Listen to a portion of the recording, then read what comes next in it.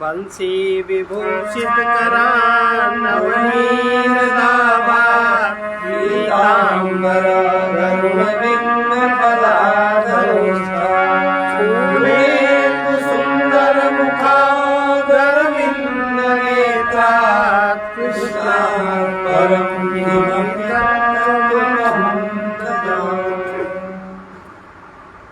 इसमें श्वेताश्वतर उपनिषद का 6वां मंत्र है। सविता की अनुज्ञा के बिना हानि क्या है। अगर आप सूर्य की प्रार्थना न करें योग के पहले तो क्या हानि, वो बता रहे।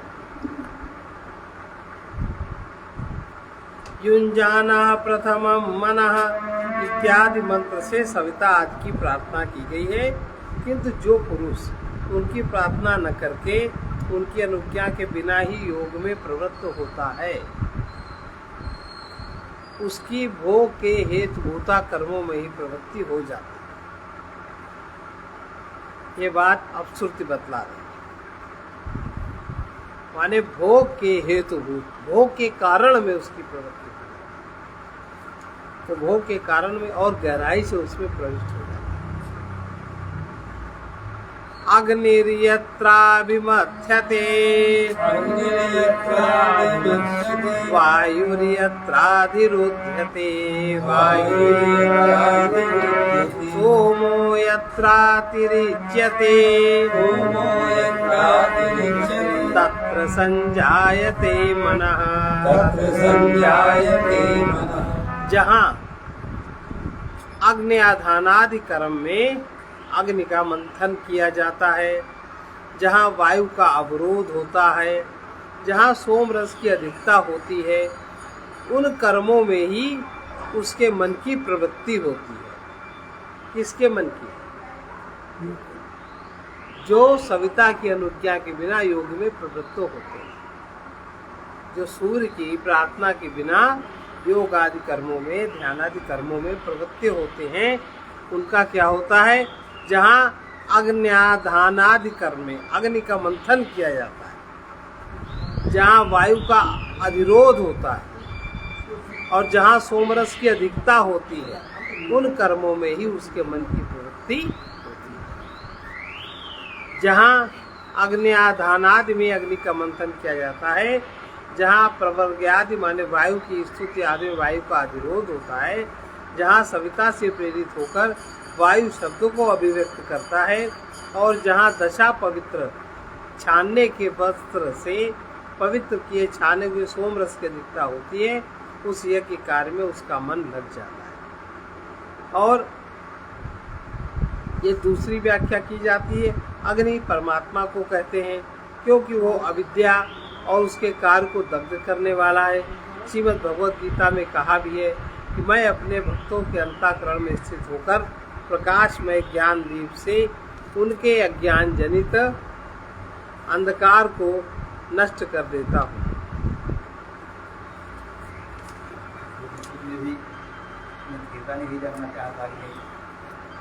उस परमात्मा अग्नि का स्वदेहम अरणिम कृत्वा इत्यादि ध्यान रूप निर्मंथन के द्वारा जिस पुरुष में मंथन होता है, तथा जहाँ वायु का अधिरोध होता है, अर्थात रेचक आदि क्रियाओं के कारण जहाँ वायु अव्यक्त शब्द करता है, पूरक कुंभक रेचक जो करते हैं ना, उसके द्वारा जहाँ क्रियाओं के कारण जहाँ वायु अव्यक्त शब्द करता है, जहाँ वायु का शब्द होता है ये क्रिया करने में, वो शब्द व्यक्त नहीं होता क्या शब्द है, पर कोई शब्द होता है, अव्यक्त शब्द करता है। तथा और जहाँ अनेक जन्मों तक अग्नि की सेवा करने से सोम की बहुलता होती है, उस यज्ञ दान तप प्राणायाम एवं समाधि आदि से विशुद्ध हुए अंतःकरण में ही पूर्णानंद अद्वितीय ब्रह्माकार मनोवृत्ति का उदय होता है। अन्यत्र अशुद्ध अंतःकरण में इस तरह की वृत्ति का उदय नहीं होता, क्योंकि जिसका चित्त प्राणायाम के अभ्यास से शुद्ध हो गया है वही उस परमात्मा का साक्षात्कार करता है। इसलिए इस प्राणायाम से बढ़कर कुछ भी नहीं है, ऐसी श्रुति कहती है। अनेक जन्मों के संसार से जो पाप राशि संचित हो गई है उसके क्षीण हो जाने पर पुरुषों की बुद्धि श्री गोविंद की ओर होती है। सहस्त्रों जन्मों के अनंतर तप, ज्ञान और समाधि के द्वारा जिनके पाप क्षीण हो गए हैं उन पुरुषों की श्री कृष्ण चंद्र में भक्ति होती है। अतः सबसे पहले यज्ञ आदि का अनुष्ठान किया जाता है, फिर प्राणायाम आदि का, फिर समाधि का और फिर उसके पश्चात महावाक्य के अर्थ का ज्ञान होता है तथा उसमें कृतकृत्यता होती है। अब समाधि सविता की अनुज्ञा से लाभ क्या है? सविता से प्रार्थना पहले कर लें, उसमें लाभ क्या है? क्योंकि सविता देवता की अनुज्ञा ना होने पर उसकी भोग के हेतुभूत कर्म में ही प्रवृत्ति होती है, जिससे भोग होता है। अब सोमरथ से भोग होता है कि योग? वो बताया ना कि ये हो जाता है उससे। और सविता देवता की अनुज्ञा न होने पर उसकी भोग के हेतुभूत कर्म में ही प्रवृत्ति होती है। सवित्रा प्रसवेन जुषेत ब्रह्म पूर्व्यम् तत्र योनिं कृणवसे नहीं ते पूर्तमक्षिपत सविता देवता के द्वारा अनुज्ञात होकर उस चिरंतन ब्रह्म का सेवन करना चाहिए। सविता देवता के द्वारा अनुज्ञात होकर माने उसकी प्रार्थना करके उसकी आज्ञा में होकर उस चिरंतन ब्रह्म का सेवन करना चाहिए। तुम उस ब्रह्म में निष्ठा करो, अर्थात तुम उस ब्रह्म में समाहित हो, उसकी समाधि करो। इससे पूर्त कर्म तुम्हारा बांधने वाला, बंधन करने वाला, जो इससे तो तुम्हारे पवित्र कर्म है, जो पुण्य कर्म का बंधन होता है, इससे वो कर्म बंधन करने वाला नहीं होगा। सविता द्वारा प्रसूत यानी जो अन्न प्रसव करने वाला है, उस सविता द्वारा जो अन्न को उत्पन्न करने वाला है, सविता के द्वारा अन्न उत्पन्न होता है। अन्न काहे से उत्पन्न होता है? सविता के द्वारा। सविता द्वारा प्रसूत यानी जो अन्न प्रसव करने वाला है, उस सविता द्वारा अनुज्ञात होकर चिरंतर ब्रह्म का सेवन करना चाहिए। उस ब्रह्म में तुम योनि समाधि रूप निष्ठा करो। ऐसा करने पर मुझे उससे क्या होगा? तो श्रुति कहती है नहीं ते इत्यादि। इससे तुम्हारा पूर्त, स्मार्त, इष्ट कर्म और श्रौत कर्म भी पुनः भोग के हेतु से बंधन नहीं करेगा। तुम्हारे जो भी कर्म है, कर्म का बंधन तुम्हारे ऊपर फिर नहीं होगा। और क्योंकि ज्ञानाग्नि के द्वारा वो बीज सहित भस्म हो जाएगा। कहा भी है जिस प्रकार अग्नि में डाला हुआ सीख का रुआं भस्म हो जाता है, उसी प्रकार इस ज्ञानी के समस्त पाप भस्म हो जाते हैं। इसी प्रकार ज्ञानाग्नि समस्त कर्मों को भस्म कर डालता है इत्यादि। ऊपर यह भी कहा गया है कि उसमें समाधि करो। उसमें ऊपर एक कहा गया है कि उसमें समाधि करो। तो वो समाधि किस प्रकार की जाए? उस ब्रह्म में समाधि करो। वो समाधि कैसे की जाए, ऐसी आशंका करके उसका प्रकार दिखाते हैं। समाधि कैसी की जाए? तिरुन्नतम स्थाप्य समम शरीरम, तिरुन्नतम स्थाप्य समम शरीरम, हृदीन्द्रियाणि मनसा सन्निवेश्य, हृदीन्द्रियाणि मनसा सन्निवेश्य, ब्रह्मोरूपेण प्रतरेत विद्वान्, ब्रह्मोरूपेण प्रतरेत विद्वान्, श्रोतांसि सर्वाणि भयावहानि, श्रोतांसि सर्वाणि भयावहानि। सिर, गर्दन और वक्षस्थल, सिर, ग्रीवा, वक्षस्थल, इन तीनों को ऊंचे रखते हुए शरीर को सीधा रख मन के द्वारा इंद्रियों को हृदय में सन्निविष्ट कर विद्वान ओंकार रूपी नौका के द्वारा संपूर्ण भयानक जल प्रवाहों को पार कर जाता है। तिरुन्नतम, वक्षस्थल, ग्रीवा और सिर, ये तीन जिसमें उन्नत उठे हुए रखे जाते हैं, उस नूतन शरीर को समान भाव से स्थिर किया जाता है तथा मन के द्वारा मन एवं चक्षु आदि इंद्रियों को हृदय में नियंत्रित कर ब्रह्म की उडुप तरण का साधन है। उस ब्रह्म रूप उडुप के द्वारा यहाँ आचार्य लोग ब्रह्म शब्द का अर्थ प्रणव बतलाते हैं। उस उडुप माने नौका, उस नौका स्थानीय प्रणव के द्वारा काकाक्ष न्याय से इसका सन्निवेश और दोनों का संबंध है, अर्थात प्रणव के द्वारा मन और इंद्रियों को नियमित कर प्रणव ही से विद्वान संसार सरिता से स्वाभाविक अविद्या, संसार सरिता क्या है? अविद्या, काम, कर्म एवं संसार, यही भव है। अविद्या, कामना और कर्मों द्वारा प्रवर्तित भयावह प्रेत, तिर्यक एवं ऊर्ध्व योनियों को प्राप्त कराने वाला पुनरावृत्ति के हेतुभूत स्रोतों को पार कर जाता है। प्राणायाम के द्वारा प्राणायाम का क्रम क्या होना चाहिए और प्राणायाम की महत्ता क्या है?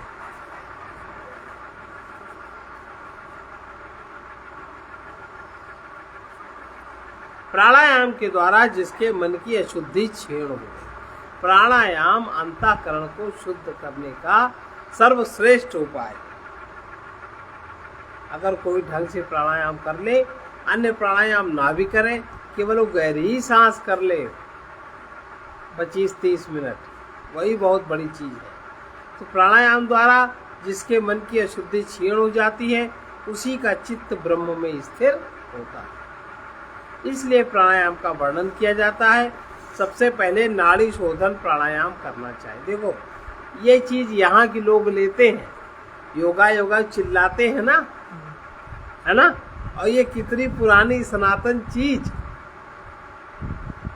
लेके कितना कितना नाटक, हमने ये किया, हमने वो किया, तमाशा करते हैं ना। और देखो इसमें क्या क्रम लिखा है। सबसे पहले नाड़ी शोधन प्राणायाम करना चाहिए, उसके पीछे प्राणायाम में अधिकार होता है। नाड़ी शोधन कैसे करें ये भी लिखा है। दाएं नासांद्र को अंगूठे से दबाकर बाएं से यथाशक्ति वायु को खींचे। तत्पश्चात दाएं नासिका को छोड़कर इसी प्रकार वाम नासांद्र को अंगुलियों से दबावे और दाएं से वायु को बाहर निकाले। फिर दाएं से पूरक करके यथाशक्ति बाएं नासिकारंध्र से रेचक करे। इसी प्रकार शेष रात्रि, मध्याह्न, पूर्व रात्रि और अर्धरात्रि, इन 4 समय 3-3 या 5-5 बार, बहुत ज्यादा नहीं, 3-3 बार या 5-5 बार अभ्यास करने वाले की एक पक्ष 1 मास में ही नाड़ी शुद्धि हो जाती है। 4 बार करें, 3-3 बार करें या 5-5 बार करें, इससे ज्यादा न करें। समय भी तो बहुत दिया। नहीं, समय बहुत कहाँ दिया। नहीं, समय इस प्रकार शेष रात्रि माने रात्रि के बाद ब्रह्म मुहूर्त में, मध्याह्न 8-9 बजे, उसके बाद पूर्व रात्रि के पहले, सोने से पहले, बस। अब 3 बार करने में क्या है, 3 बार तो फटाफट हो जाएगा। और इन 4 समय 3-3 या 5-5 बार अभ्यास करने वाले की एक पक्ष या 1 मास में नाड़ी शुद्धि हो जाती है। यह रेचक, कुंभक, पूरक से 3 प्रकार का प्राणायाम है, ऐसा भी कहा गया। ये प्राणायाम रेचक, कुंभक और पूरक 3 प्रकार से किया जाता है। अब बताओ, एक गार्गी मैत्रेयी का उपदेश है ये। अपने अभीष्ट आसनों की यथाविधि अभ्यास कर। यथीष्ट आसनों का यथाविधि, जो आसन आपको अभीष्ट हो, जो सरलता से आप आसन कर सकते हो, यथाविधि विधि पूर्वक अभ्यास कर। जिस आसन का अभ्यास हो उसमें बैठकर प्राणायाम का अभ्यास करें। कोमल आसन पर सम्यक प्रकार से कुशा मृक्षचरण बिछाकर फल तथा मोदक आदि नैवेद्य के द्वारा गणेश जी का पूजन कर उस आसन पर बाएं हाथ पर दायां हाथ रखकर सुख पूर्वक बैठे। सिर और ग्रीवा को सीधे रखे, मुख को किसी वस्त्र से अच्छी तरह ढक ले तथा शरीर को निश्चल रखे। इस प्रकार नासिकाग्र पर दृष्टि लगाकर पूर्व या उत्तर की ओर मुख करके बैठे तथा अति भोजन और अभोजन को प्रयत्न पूर्वक त्याग कर शास्त्रोक्त पद्धति से नाड़ी शोधन करे। जो योगी नाड़ी शोधन किए बिना अभ्यास करता है उसका श्रम व्यर्थ होता है। नासिकाग्र पर चंद्रिका युक्त विश्वव्यापी चंद्र बीज ओम या माँ को तथा सप्तम वर्ग के बिंदु युक्त चतुर्थ वर्ण वंग को स्थापित कर दोनों नेत्रों को नासिका के अग्रभाग पर स्थापित करे। इड़ा माने बाम नाड़ी, इड़ा माने बाई नाड़ी द्वारा द्वादश मात्रा किसे कहते हैं? जितने समय में हाथ जानुमंडल के चारों ओर घूम जाए, जितने समय में हाथ जानुमंडल के चारों, उसको द्वादश मात्रा कहते हैं। उसे एक मात्रा ये घूम गया, ऐसे ही 12 बार हो जाए तो इसको द्वादश मात्रा कहते हैं। क्रम से बाएं वायु को भीतर खींचे, फिर पूर्ववत दीप्यमान शिखाओं से युक्त अग्नि का ध्यान करे और उस अग्निमंडल में स्थित बिंदु युक्त रेफ रंग का ध्यान करे। तत्पश्चात धीरे धीरे पिंगला दाईं नाड़ी से वायु को निकाल दे। फिर वो मूर्तिमान योगी दाएं नासांत से पिंगला नाड़ी द्वारा प्राण खींचकर उसे धीरे धीरे एड़ा नाड़ी द्वारा बाहर निकाले। यही तो है। इस प्रकार गुरु की बतलाई हुई विधि से एकांत में 3-4 वर्ष या 3-4 मास तक अभ्यास करे। प्रातः काल, मध्याह्न और सायंकाल 3 बार स्नान कर संध्या आदि कर्मों से निवृत्त से 6 प्राणायाम करे, क्योंकि 3 बार संध्या करने का नियम है। इसलिए जब संध्या करने बैठे तब नाड़ी शोधन प्राणायाम करे। कितनी बार? 3 बार, 5 बार या 6 बार, ज्यादा नहीं करना।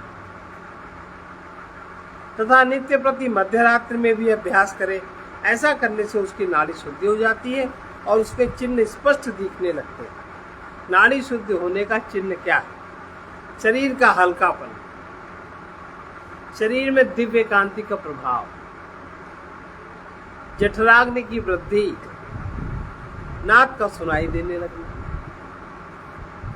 ये 4 प्रभाव दिखाई देने लगते हैं शरीर में। ये सब नाड़ी शुद्धि की सूचना देने वाले चिन्ह हैं।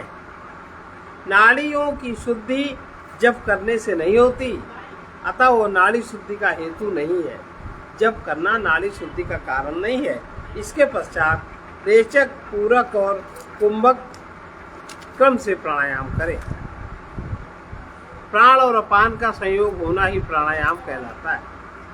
हे गार्गी, प्रणव त्रिरूप है। ये जो रेचक और पूरक और कुंभक है, इन्हें प्रणव ही समझो। मैं तुम्हें प्रणव का स्वरूप बताता हूँ। वेद के आदि में जो स्वर है आ, और जो स्वर ऊ वेदांतों में स्थित है, तथा इसके पीछे जो पंचम वर्ग पवर्ग का पंचम वर्ण माँ है, इन ओंकार को 3 मात्रा आ ऊ माँ में प्रथम वर्ण को रेचक जानो, द्वितीय को पूरक समझा जाता है, तृतीय को कुंभक बतलाया जाता है। इस प्रकार 3 अंगों वाला प्राणायाम है। इन तीनों का कारण सभी का कारण रूप प्रकाश में ब्रह्म है। हे गार्गी, रेचक और कुंभक ये दोनों तो क्रमशः सृष्टि और स्थित रूप है तथा पूरक संहार रूप है। इस प्रकार ये योगियों की उत्पत्त्यादि के कारण है। पहले षोडशा मात्रा क्रम से पैरों से लेकर मस्तक पर्यंत पूरक करें, फिर खूब सावधानी से 32 मात्रा क्रम से रेचक करें, और हे गार्गी, भरे हुए घड़े के समान 64 मात्रा तक क्रम से मूर्ध देश में कुंभक करता हुआ वायु को निश्चल भाव से धारण करें। इसके सिवा हे सुंदरी, जिन्होंने भूत और आंतों की शुद्धि की, अभी योग है पूरा, जिन्होंने भूत और आंतों की शुद्धि की है, ऐसे प्राण जय में तत्पर कुछ अन्य प्राणायाम पारायण ऋषियों का कहना है कि पहले 64 मात्रा क्रम से कुंभक करके एक नासारंध्र से 16 मात्रा क्रम से रेचक करें। इसके पश्चात 16 मात्रा क्रम से दोनों नासारंध्रों में वायु पूर्ण करें। इस प्रकार प्राणजयी योगी प्राण संयम को अपने अधीन कर ले। प्राण 5 कहे गए। वे प्राण के आश्रित 5 दैहिक वायु हैं। समस्त प्राणियों के शरीरों के अंतर्गत उन 5 प्राण वायु में प्राण सबसे मुख्य है। वो प्राण ओष्ठ, नासिका के मध्य में, हृदय में, नाभि मंडल में, पैरों के अंगूठों में भी रहता हुआ शरीर के सभी अंगों में विद्यमान है। नित्य प्रति 16 प्राणायामों का अभ्यास करें। इससे मनोवांछित पदार्थ प्राप्त होते हैं और वो योगाभ्यासी समस्त प्राणों पर विजय प्राप्त कर लेता है। साधक को चाहिए कि प्राणायाम द्वारा शारीरिक दोषों को भस्म करे, धारणा से पापों का नाश करे, प्रत्याहार से वैषयिक संसर्गों का अंत करे और ध्यान से अनिश्वर गुणों की निवृत्ति करे।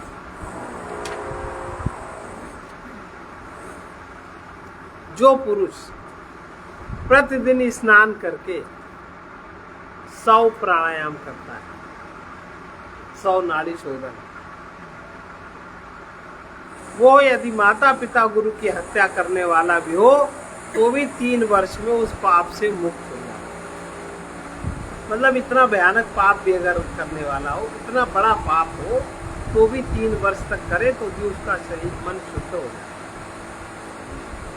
यही बात प्राणान इत्यादि मंत्र से बताई गई। प्राणान प्रपीडेत संयुक्त चेष्टः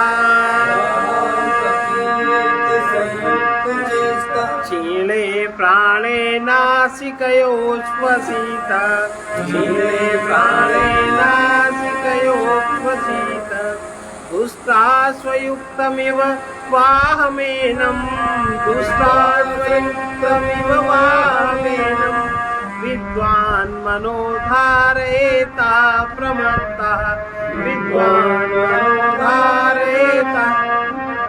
साधक को चाहिए कि युक्त आहार विहार करता हुआ प्राणों का निरोध कर, जब प्राण शक्ति, प्राण धारण का सामर्थ्य क्षीण हो जाए, तब नासिका रंध्र द्वारा उसे बाहर निकाल दे। और फिर वो विद्वान पुरुष दुष्ट अश्व से युक्त रथ के सारथी के समान सावधान होकर मन का नियंत्रण करे।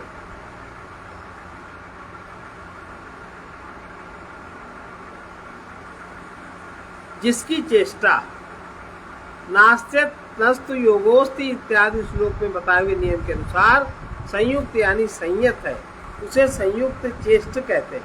प्राण के क्षीण होने पर अर्थात प्राण शक्ति का ह्रास होने से, मन के तनु हो जाने पर नासिका रंध्रों द्वारा धीरे धीरे श्वास बाहर निकाले, मुख से न निकाले। जैसे प्राण अंदर पूरक किया और करते रहे, फिर जब नभ बने करते तब बहुत धीमे धीमे नाक से उसको बाहर निकाले, मुंह से न निकाले, मुंह से सांस कभी न ले।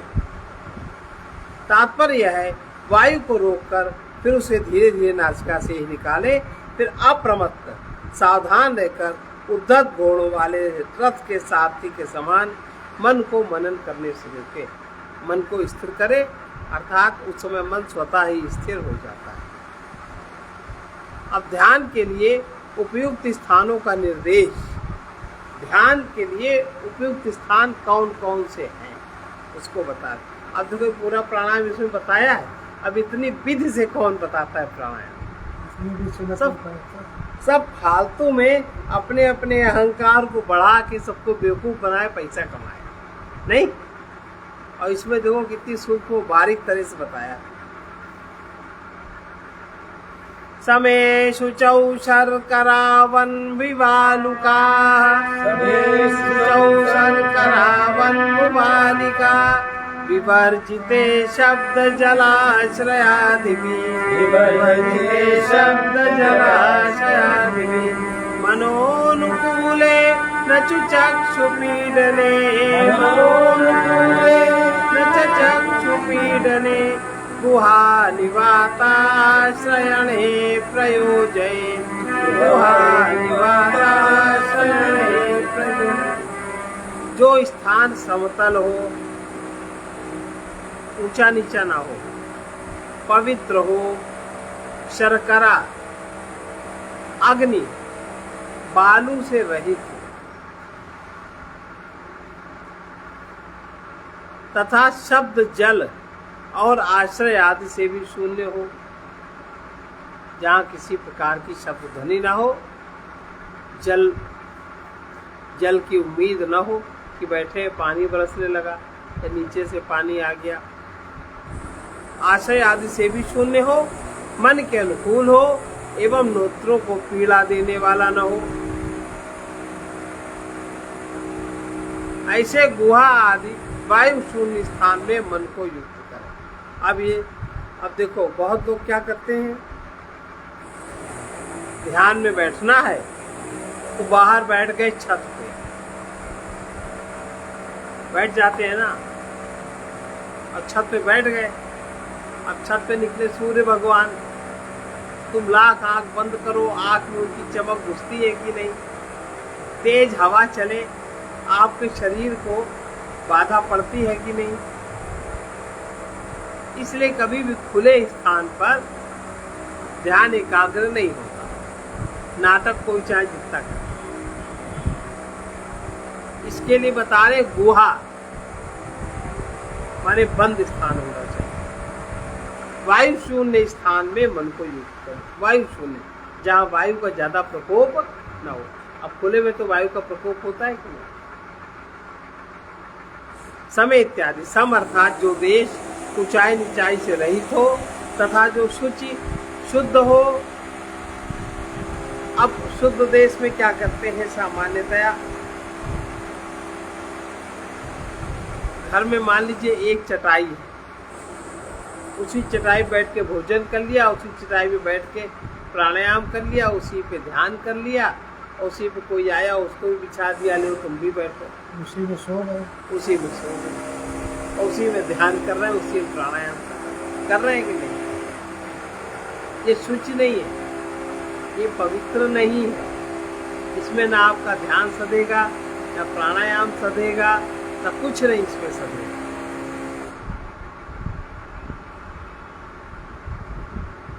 जो शुचि हो, शुद्ध हो, शुचि भी हो, पवित्र भी हो और शुद्ध भी हो, मतलब साफ सुथरी भी हो।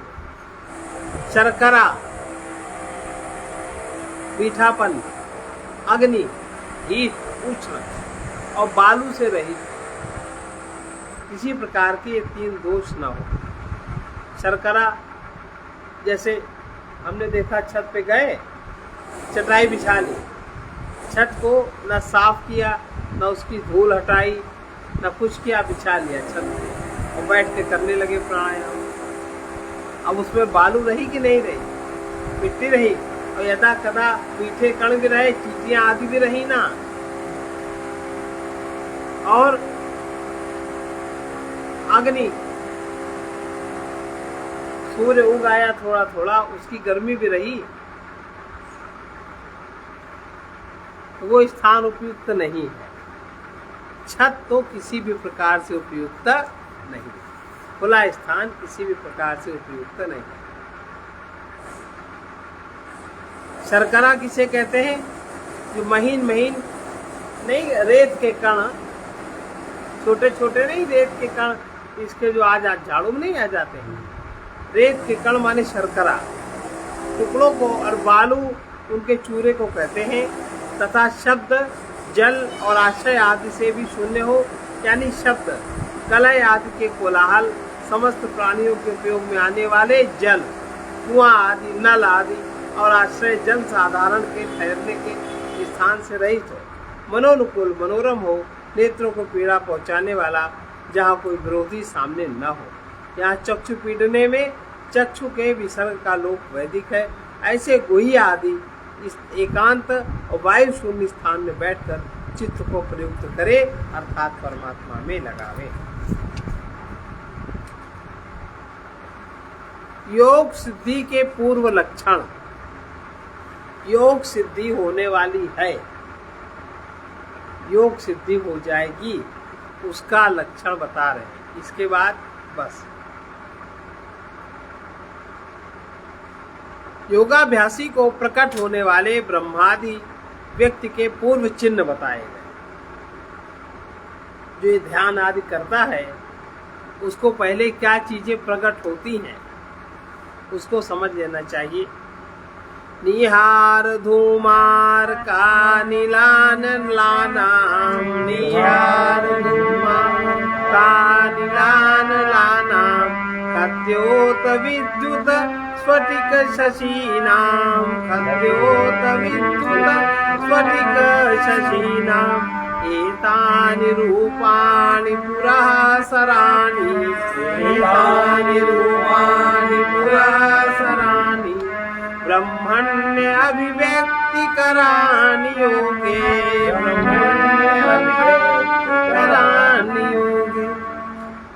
योगाभ्यास करने से पहले, योगाभ्यास आरंभ करने से पहले अनुभव होने वाले कोहरे, धुएं, सूर्य, वायु, अग्नि, जुगनू, विद्युत, स्फटिक, मणि और चंद्रमा इनके रूप ब्रह्म की अभिव्यक्ति करने वाले होते हैं।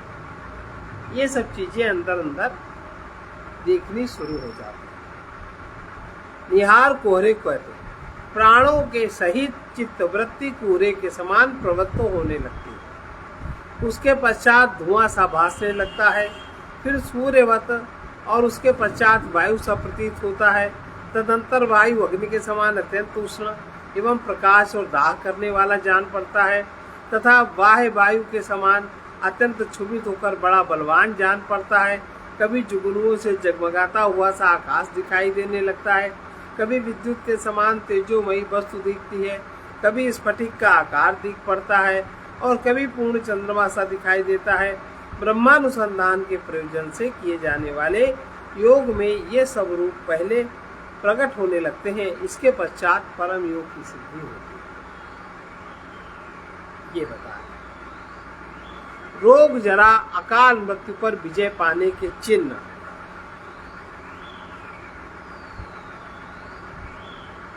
ये जो इस तरह का जिनका योग सिद्ध होने लगता है, उनका और क्या लक्षण है? रोग, जरा माने बुढ़ापा, उम्र नहीं इनके, ऐसे योगियों की पता लगती है। अकाल मृत्यु, अकाल मृत्यु अगर भाग्य में है भी तो भी नहीं होती। विजय पाने के चिन्ह, उस पर विजय हो गई है, उसका लक्षण क्या है ये बताते हैं। बस अब तक बताओ, हर चीज लिखी है कि नहीं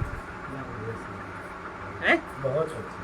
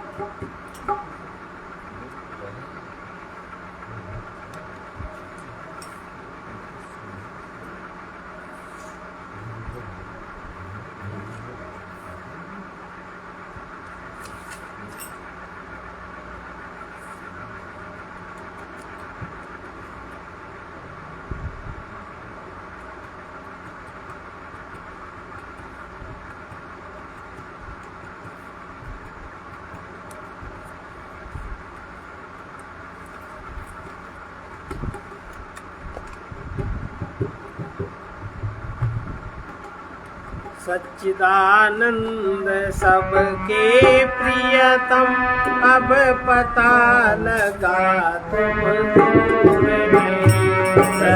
सच्चिदानंद सबके प्रियतम, अब पता लगा तुम दूर नहीं। ऐसा कुछ हो ही नहीं सकता, इसमें तुम भरपूर।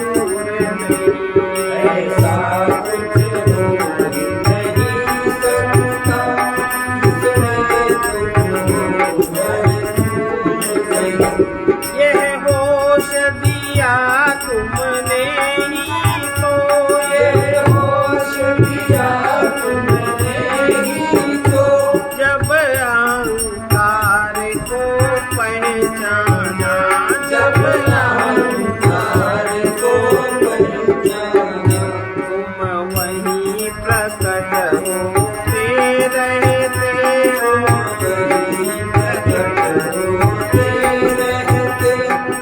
रहता है जागरूर नहीं रहता है जागरूर नहीं ऐसा कुछ हो ही नहीं सकता ऐसा कुछ हो ही नहीं सकता वो जिसमें भरपूर नहीं वो जिसमें जो कुछ भी सामने आता है जो कुछ भी सामने आता है मैं देख देख ये गाता हूँ मैं देख देख ये गाता हूँ इस क्षण में शक्ति नहीं तुमसे किस क्षण में शक्ति नहीं तुमसे किस कण में तुम्हारा नूर नहीं किस कण में तुम्हारा नूर नहीं सच्चिदानंद सबके प्रियतम सच्चिदानंद सबके प्रियतम अब पता लगा तुम दूर नहीं अब पता लगा तुम दूर नहीं ये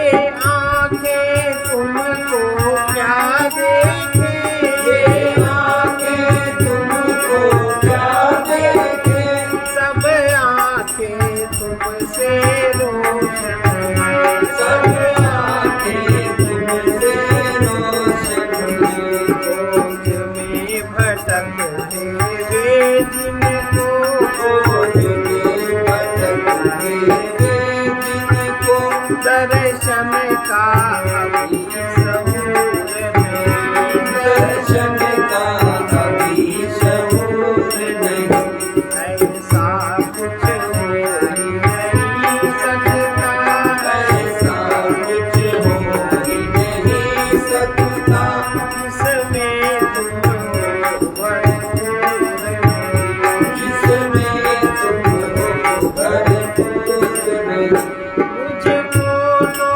अपनी किस्मत के मुझको तो अपनी किस्मत के उठने गिरने की समझ नहीं उठने गिरने की समझ नहीं जो ठीक वही तुम करते हो जो ठीक वही तुम करते हो मुख्तार हो तुम मजबूर नहीं मुख्तार हो तुम मजबूर नहीं ऐसा कुछ हो ही नहीं सकता ऐसा कुछ हो ही नहीं सकता जिसमें तुम हो भरपूर नहीं जिसमें तुम हो भरपूर नहीं जब जब हम हैं तब तुम गुम हो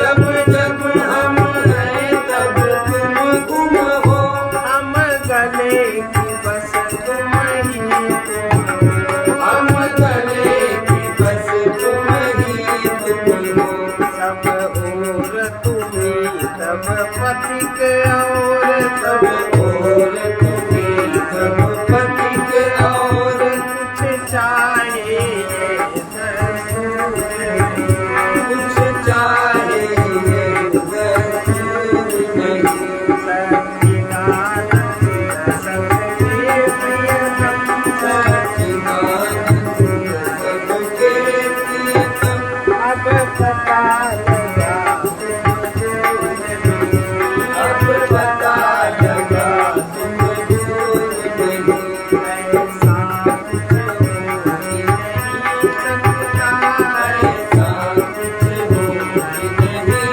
सकता जिसमें तुम हो भरपूर नहीं जिसमें तुम हो भरपूर इसका संत वचन है जो खोजता है तथा जिसे खोजता है दोनों एक ही हैं वो खोजने वाले में पहले ही विद्यमान है जब साधक को अपने में ही सत्य का अनुभव हो जाता है तब परमात्मा से भेद भिन्नता व दूरी मिट जाती है सर्वे भवन्तु सुखिनः सर्वे भवन्तु सुखिनः सर्वे सन्तु निरामयाः सर्वे सन्तु निरामयाः सर्वे भद्राणि पश्यन्तु सर्वे भद्राणि पश्यन्तु मा कश्चित् दुःखभाग् भवेत् कृष्णाय वासुदेवाय हरे परमात्मने प्रणतक्लेशनाशाय गोविन्दाय नमो नमः असतो मा सद्गमय तमसो मा ज्योतिर्गमय विद्योर्मामृतं गमय ॐ पूर्णमदः पूर्णमिदं पूर्णात् पूर्णमुदच्यते पूर्णस्य पूर्णमादाय पूर्णमेवावशिष्यते। ॐ शान्ति शान्ति शान्ति।